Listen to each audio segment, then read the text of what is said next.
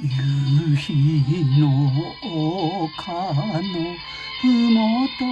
行くバスの車掌の襟袋別れた人に生き写し名残がつらい旅心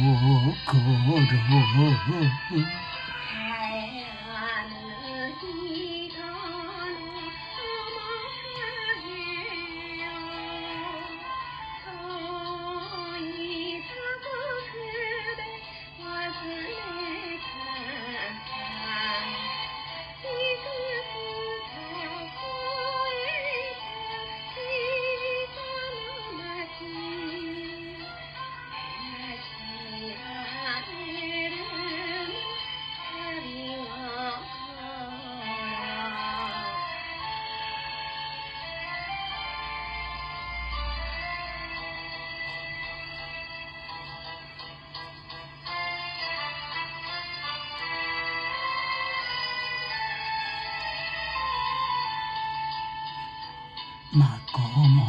の足は風に揺れ落ち葉くるくる水に舞うこの世の秋の哀れさをしみじみ胸にバスは行く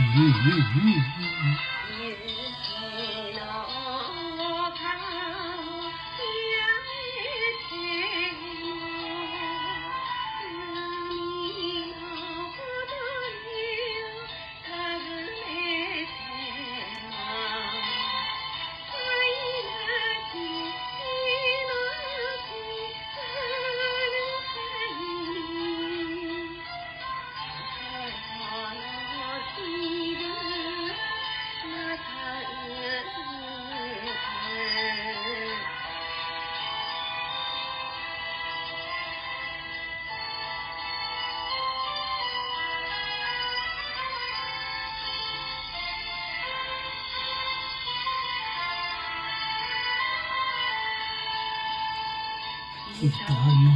声に声に落ちる夕日が目に痛いさよなら丘の黄昏よまた呼ぶ秋はないも